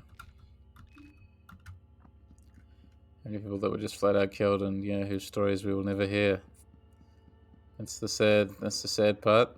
So many people misjudged or misunderstood, and whose experiences we will never get to understand, or whose stories we will never get to redeem. A lot of horrible mistreatment. I know all those infamous stories of mistreatment in the mental institutes, from basically all of recorded history. I mean, people barely bothered to understand exactly what the problem might be, with so many of those people, and just assumed that there was only one way to deal with it, and that was often to sort of torture it out of them. I can't remember if it's true now or not, but I remember hearing a story that was a King George of the Third, King George the Third of the Third. When we're talking about King George the Third of England, he was. I think he might have even been burned, or the idea might have been suggested. We'll sort of burn it out of you with a hot poker. We'll burn the madness out of you. And that's that's the King of England getting that treatment. You can't imagine the sorts of horrible abuses that might have been going on, or that were definitely going on, um, for poorer folk who were misunderstood, and that sort of thing still happens today. I mean, um, poor people who can't defend themselves getting abused by figures of authority, simply because no one is willing to understand them. Yeah. When you remember the true horrors of man, fear and hunger is nothing. Every horror game pales in comparison to reality. Yeah. I mean, depressing, but true. I mean, horror games at the end. I mean, the reason I love them is because they can simulate these things almost. They can create sort of real feelings of like disgust and fear and horror. But at the same time, we also understand, even just at the back of our minds, that these are safe. These are safe things that we're interacting with, and these safe things can't actually hurt us. And it's with that understanding that we can interact with them on the level that we do. We're putting ourselves in a non-dangerous situation, but still getting adrenaline out of it, and that's where we get the enjoyment from. Even if a story is incredibly depressing, we can still sort of say, "Oh well, there's a disconnect here because what I'm looking at least isn't real." Um, it's it's the real world is something that's very, it can be very difficult to face, and the emotional vulnerability that I was talking about that horror can create in a person, I think makes them more, at least in my experience, more emotionally capable to handle things that we see in the real world, to sort of handle mental health challenges. I know that's been the case for me, that horror has been a comfort during those times when I've really struggled, um, because it's a way to express those emotions within a safe environment. And I guess that's part of where the sentimentality that I was talking about earlier as well comes in. That's where we get that from, because we understand that horror can be a comforting thing, from, even if it's portraying perhaps the same thing that we're going through, that can be emotionally resonant. We like to know that someone else is going through or has gone through the same things that we have. That's a comfort, and that's why art, like Fear and Hunger, and other such games and other such things, are so important to produce. I believe, yeah. Yes, the part that scares me the most is how mental health must have been for people born into slavery and who lived in slavery their whole lives. There's so little knowledge of the first-hand experiences of these people, and I just can't imagine how painful their lives must have been physically and mentally. Absolutely. There's not much more I can add to that. Just can't imagine. It's just horrible. Just about the most wretched experience you can imagine. It's disgusting way to treat another human being, and the lack of understanding as well, just on top of that, just compounding. Yeah, awful. There's a tall man here wearing what seems to be a rubber mask. Oh, oh! Here I am, busy with my own business, completely ignoring this beautiful chap. All apologies, pleased to meet you. You can call me Pocket Cat. You have one of those familiar faces. I feel like we've met somewhere before, perhaps in a past life. Maybe. Things sure have changed since then, haven't they? We live in peculiar times. The world has gone through true darkness. The world has been at a standstill, in a deep rest. People stocked up on toilet paper and hid in their homes with their loved ones. They were waiting for that glimpse of light, just because they knew that even the darkness has a breaking point. Say, old sport, what do you think follows such intense darkness? The darkness isn't quite over yet. Well, ain't you a killjoy? But I understand. Dark times create dark minds. From personal experience, I'd say true darkness is followed by chaos. The mind, or the common consciousness we all share, strives for something new. When one is truly done with the darkness, one strives for new with such vigor that growing pains are inevitable. But there lies the danger. You see, chaos can ragdoll us into any one direction. The direction is not always towards the light. Sometimes one can find themselves lost in a limbo that is the chaos. When you enter the limbo from a dark place, there is a big chance that you contaminate the chaos with your darkness and just create a new pitch black place, perhaps maybe even darker than the one before. I guess I'm just rambling here, letting my mind wander and mouth slander, as they say. No sector. Closest thing to a true horror movie, which is supposed to be a war movie, I've come across is Come and See by Alan Klimov. Klimov, sorry. Just a cinematic representation of the horrors of genocidal fascism, what it does to the human mind. That's actual horror. Yeah. It's interesting, I think, how horror is utilized. I know a lot of people complain, and I think rightly so, about bleakness in their horror, that stories are too bleak. I can't remember if it was you that I had this discussion with in the sector or not, but the idea that stories didn't need to be totally oppressive all the time, that there should be at least some ray of hope. So when you say that, yeah, there's a film that constructs something so awful that you label it with these terms like true, like I've not seen this movie that you're talking about, um, true and actual horror, like these are the labels that you're using. Um, it's so interesting to me that is that in some sense, we get this, I don't know, trying to find the right words here, authentic representation of reality.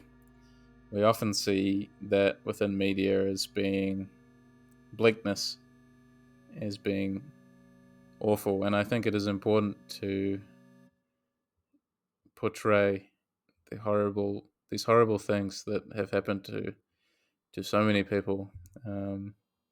As you say, like the horrors of genocidal fascism. I mean, you can't look away from that, because to look away from that is to condone it. But at the same time, horror is also in um, an entertainment industry as well in the modern day. And we have these horror films and games and books with these messages um, behind them, like these moralizing sort of messages, some fables, maybe you could say, Aesop's fables. And you have these stories that perhaps to some degree are meant to be didactic or illuminating or illustrative of a certain societal problem. And that because we know that these are stories, they're allowed to have this uplifting quality. And it's very easy for me to say that. But then, yeah, to have a film like that. Do you mind if I ask, is that film you're talking about, does that use actual footage of the horrors that the Nazis committed, or is it fictionalized footage but based on obviously true events? But is it actors, or is it no real footage? It's just based on what they actually did. Right, gotcha.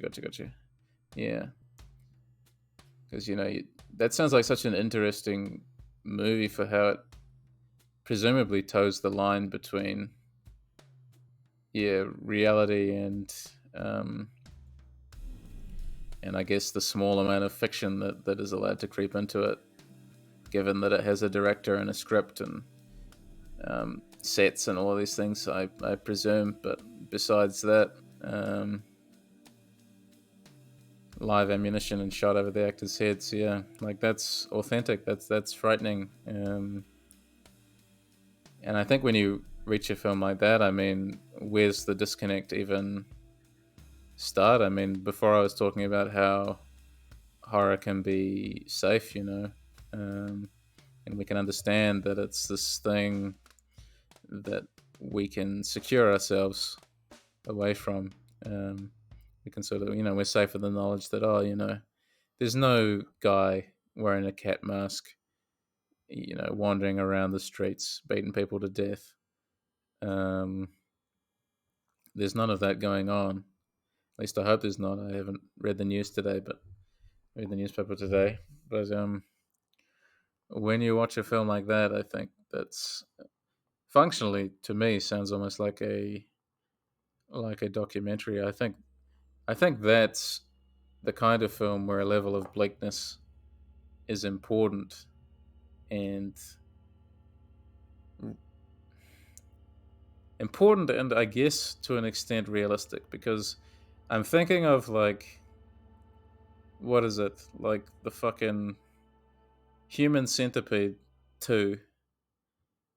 I've I had a friend describe that film to me, and I think I watched a clip or something once, here and there. I've not watched the whole film because I just really didn't feel interested in subjecting myself to that level of bleakness. And I think maybe now I'm sort of figuring out why. Like, the bleakness of something, the bleakness being that high, the sort of cynicism of a work like that being so high feels um, just like wrong.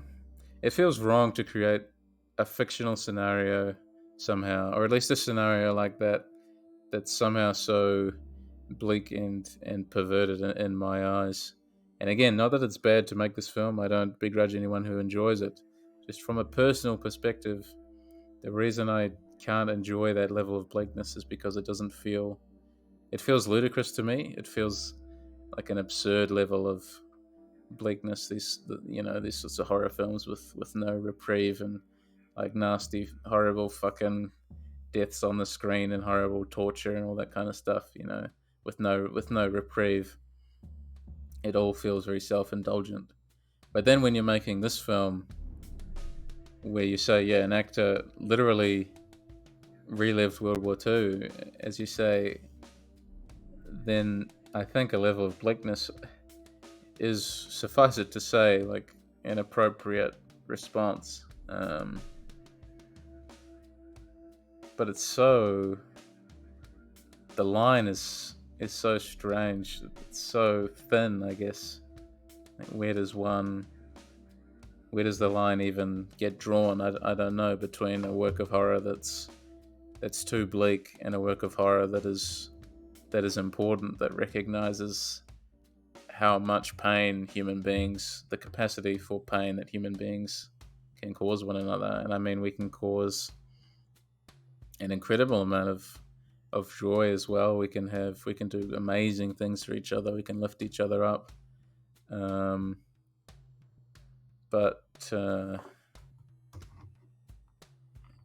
yeah, I'm glad you agree with me on that one. That yeah, Human Centipede, just capitalizing on human suffering, but not doing it to mean anything or to say anything or to provide any evidence of any sort of historical wrongdoings. It's just sort of what the misanthropy of the person directing it. I think it's horror needs to have, I think, in order to be at least entertaining, has to have, for me anyway, has to have a level of optimism,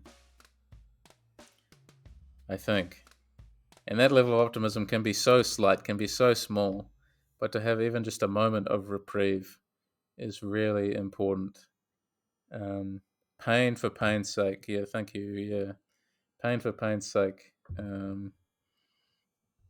is a dangerous thing. Pain without purpose is a dangerous thing to portray. Um, and I don't begrudge anyone who finds some level of enjoyment in that kind of thing. Um, but at the same time, yeah, I myself I cannot find enjoyment in pain for pain's sake. It's a lot to ask of a viewer, and I think if you are doing that, it has to be in service. Pain has to be in service of a higher goal, whatever that may be. Exactly, yeah. Matter of historical record for anyone who needs to understand the depths of real human depravity and not something made up for cash. Yeah, exactly. It's a really important distinction. Is that film is not for entertainment purposes. It's for something more important than that. Whereas a bleak, cynical horror film about innocent people who get just butchered for no reason. Um, that's a film that is made with such a level of cynicism and hatred for other human beings, no empathy whatsoever, that I cannot really watch them. I've never understood that. Um, Whereas Come and See, to me, despite how horrible it is, how just fucking depressing it must be, sounds important because it has an empathy for everything that those people must have gone through. I think that's where it's at, really, isn't it? It's empathy. I mean, that's where a horror story is grounded. It's Yeah, why hatred is such a shit game. Mass murder simulation. Yeah, that's where we run into problems, isn't it? Is just when we're punching down, right? We're punching down, and we don't even really understand why. We're just lashing out. We're like, oh yeah, we like guts, we like gore, we like brutal killing. In our horror films, what's different? What's different about this? Well, it's because you're doing it without any point, without even a wink at the viewer. To sort of say, oh, this is all in good fun. It's when they try to have their cake and eat it too, I suppose.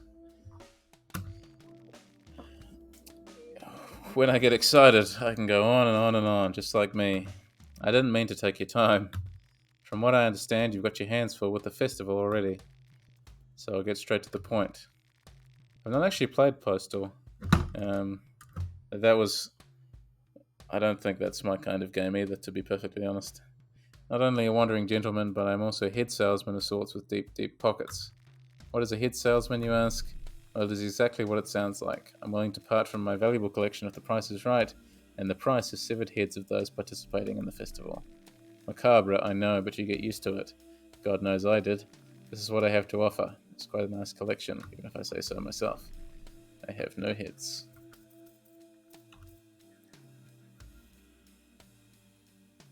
The original Postal ends with the protagonist. Right. Yeah, I've never played them, and I never really looked much into them. Um, I always sort of, from the view from the periphery, is that Postal is incredibly crude and does things for the sake of getting attention. But I also can't begrudge anyone who might enjoy that. But, yeah, that it sounds to me like the kind of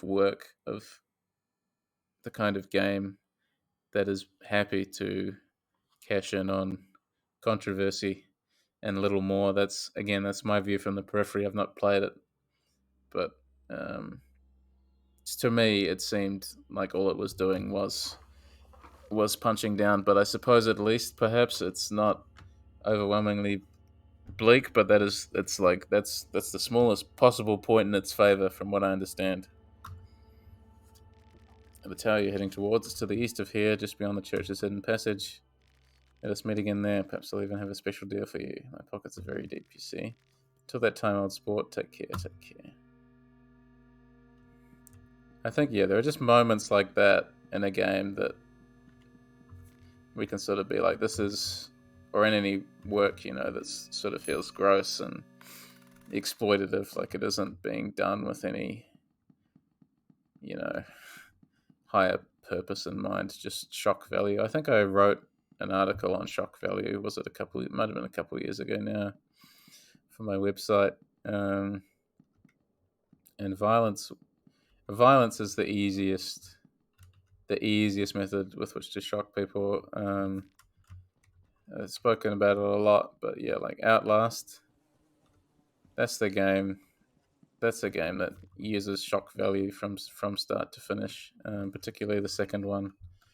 Um, and just having that much just pervasive sort of shock value, like look at all the horrible fucking things that we can get away with in this game, you know.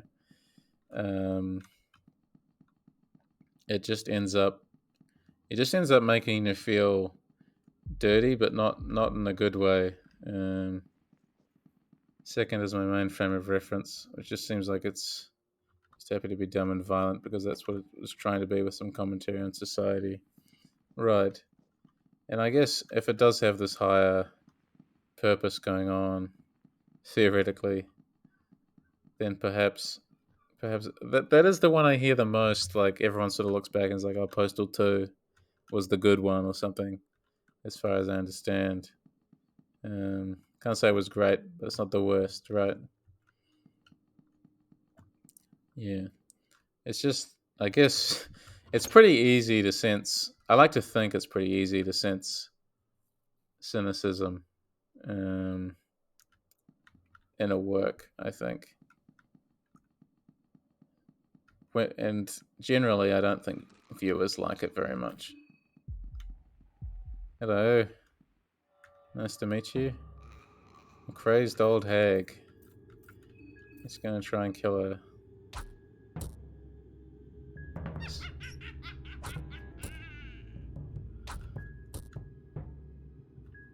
Extra turn.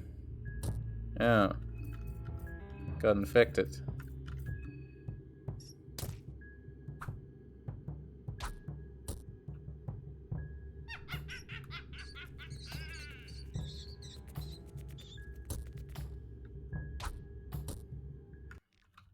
Ouch.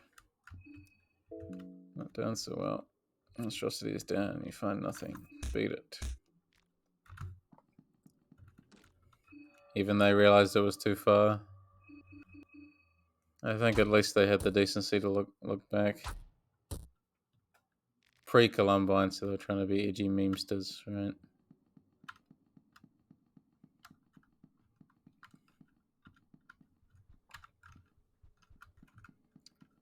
There is, yeah.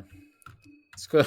It's good to have the strength to look back and sort of say, "Oh, we made a mistake." That takes courage, I suppose. Okay.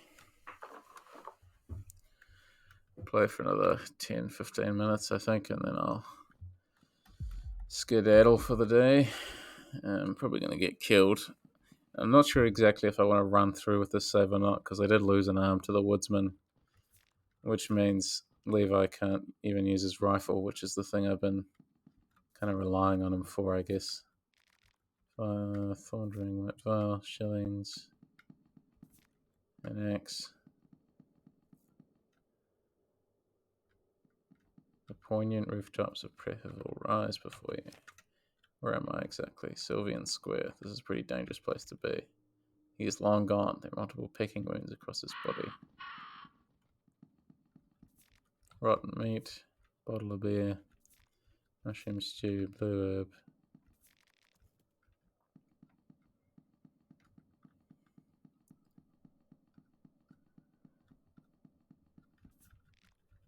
Nothing left here. Rotten meat.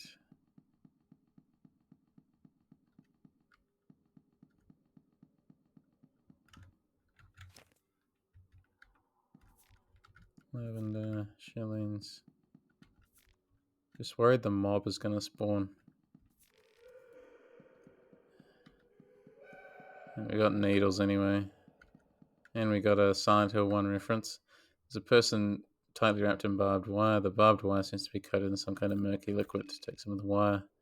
Thorned ring. I can't investigate anymore for some reason. Bear trap. Can I go into this apartment? Door is stuck. Time to get killed. I think there's almost no way I'd be able to beat Needles if he catches me. Gonna avoid the weird flesh parasol as well.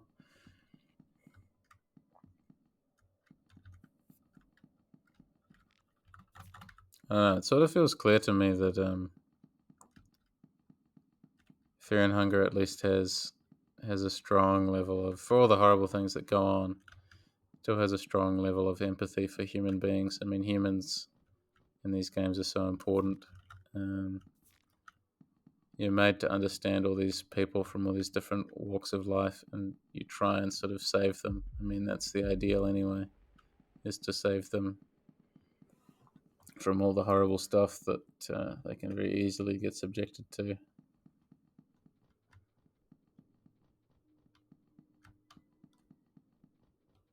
Okay, I mean, look, we'll see if we can. If Needles catches us, he catches us, but we'll see if we can make it to the save point out here.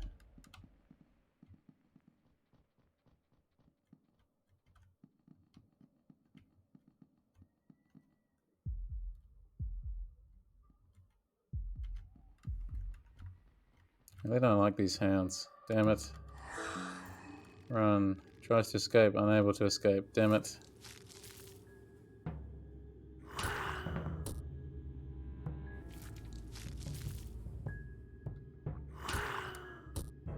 Yeah, no, this run is pretty much dead, so I'll just get killed by these.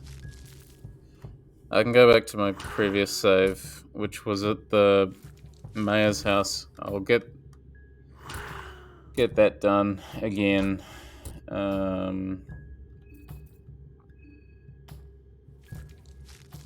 suppose. Or maybe I'll just finish it up. Being killed by the hounds again, I think, actually. Good job, me. So if we go back here, leave, got both our arms again. Quickly run through this conversation.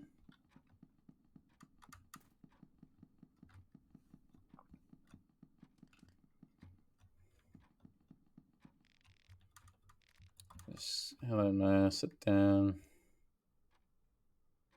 Just answer the same way I did before. What happened? Haven't touched the food. Rare delicacies. Blah, blah, blah. Use your imagination. Kidneys. Snacks. Rainy day, I think I said. Fight against the Bremen army. Thanks for the key, buddy. Already got the other key.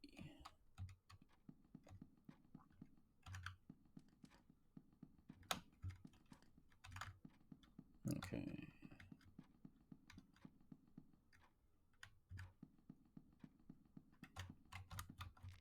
Hope you had the most pleasant meal. I sure did, Jeeves. Thanks.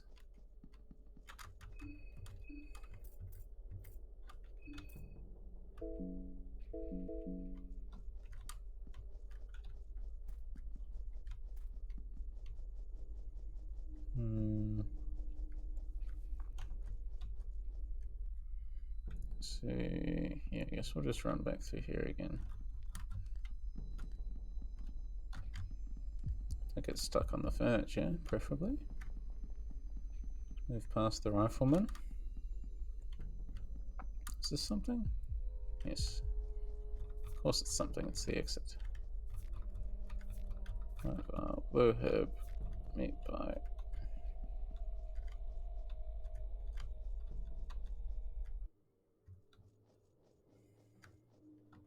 Reek of death.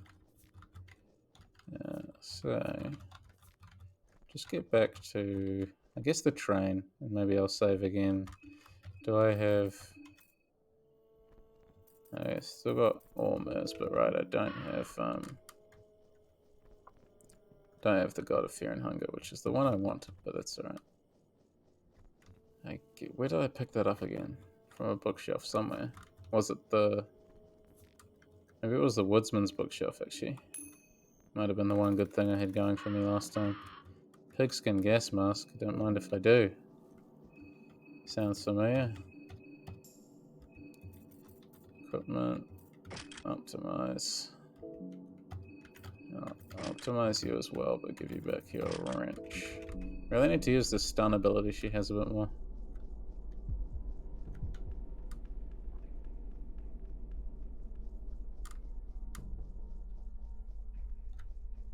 Go this way.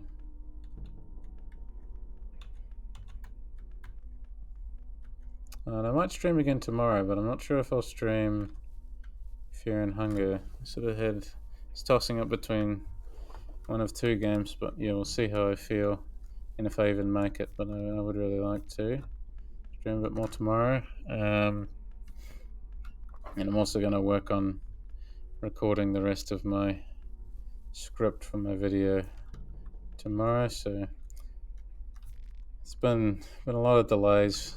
Fought through a lot of illnesses, but illnesses and jobs and cost of living things and all of that. Price of groceries is still pretty high, at least where I am in New Zealand. But fighting my way through that, slowly getting myself to a better position, and hopefully have some more free time soon to actually spend on these videos that I'm really excited about making. I just like the scripts. So many scripts are just like, okay, basically ready to go. Just haven't had the time to actually record them, but that's all right. Fine, we're getting there. So we're halfway through recording one of the scripts, just over halfway. So we're at about an hour and 10 minutes, which is exciting because it's going to be another long one. I don't think it'll be quite as long as Silent Hill 2, my video on Silent Hill 2, but it should still be pretty decent. Be a pretty decent length. Yeah. Maybe close to 2 hours, but not quite crack the 2 hour mark. Was that a statue of Augustus Caesar in the ground in Bohemia? That's what I was wondering as well. I assume they were just like ancient Roman statues or whatever they were called. Thanks for all the streams, videos, and articles. Despite real life stuff, you're legitimately one of my favorite streamers and uploaders at this point. Thank you. That means a lot. Makes me glad I endeavor to still produce this stuff even when I'm busy. I enjoy doing it. I'd do it probably even if no one was watching. But the fact that people are watching and enjoying, really really means the world. So thank you. Thank you both of you. I really appreciate it. So sometimes I sort of think this is pretty tough. I'm pretty tired, but I come out, I do a stream and I produce a video, and I'm really proud of what I make. So I put a lot of work into everything I do. So that's how I know I can be proud of it. Even my streams, I think I've improved a lot since I first started. I shot off his arm. Don't know which arm I shot off. Not the right one, which is bad.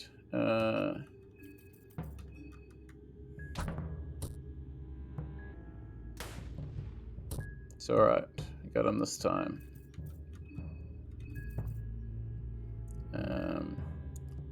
I'll see. I'll just search the woodsman's hut again.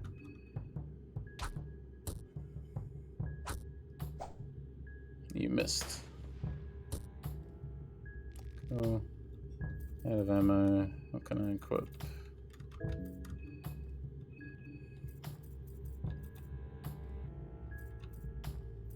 Um, 45. Guess I'll equip the bayonet.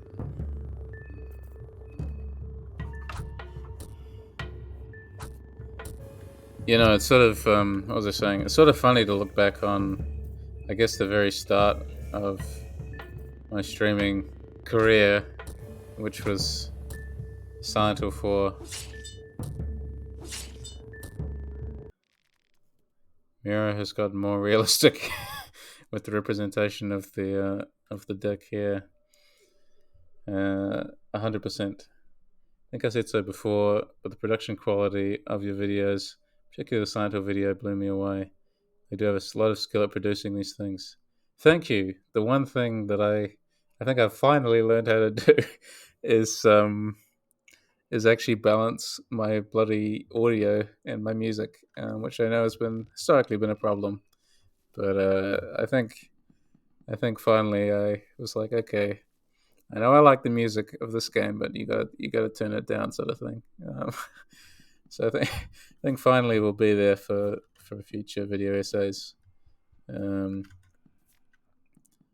I appreciate that because a lot of hours went into making that video.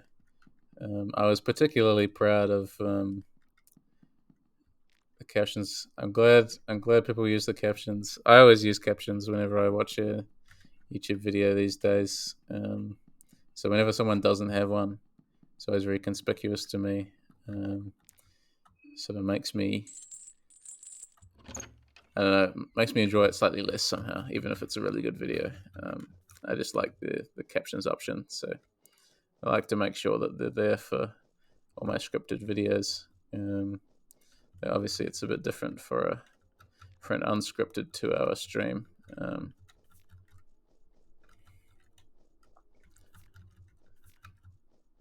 And yeah, especially good in my case when I don't know how to balance audio. Find the Alchemilla this time. That's right. Nonsensical ramblings of a crazy person.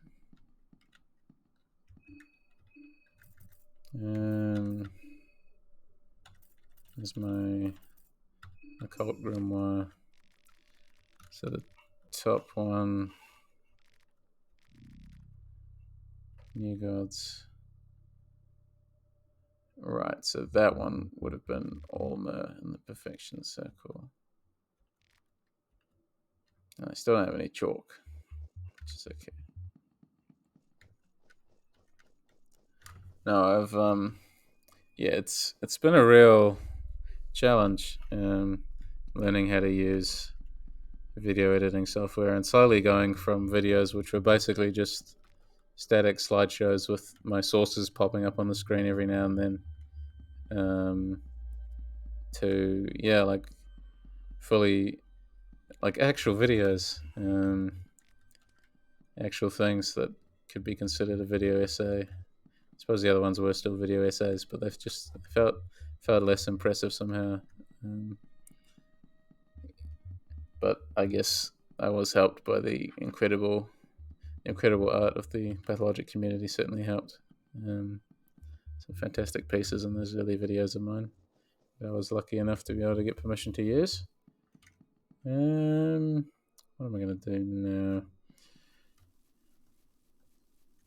I guess I'll sleep in the bed, I suppose. Yeah, I'll sleep in the bed in the woodcutter's house, and then next time we may continue from here, or I may play something else. I'm not sure yet, but I feel like it was a good stream today. Just gonna take it easy so I can go for like a 3-hour one tomorrow, hopefully. Indie horror games really have some of the best communities around them. They really do. Yeah, there's a lot of positivity in the indie horror game community. A lot of really lovely people, very supportive people. I probably, as I said before, I'd probably still make these videos, do these things, even if there were very few people watching them. Even if there was no one watching them, but it's the fact that there's such a nice community that has encouraged me to sort of go beyond my limits and really push myself to do better, to make better stuff. So yeah, I'd like to thank you guys as well. I really do appreciate it every time, Cool. So we'll save there. Thanks for watching. Hope you had a good time, and hope you have a good rest of your day, however early or late it is for you. Really appreciate it, and I'll be back next time, and we'll be sure to have some more fascinating conversations. Really appreciate all the really intelligent, interesting discussion that was happening today, as well as the discussion about how he's gotten very good at drawing a more detailed deck. Yeah, it's also really important to discuss. But but thank you, thanks. See you all later.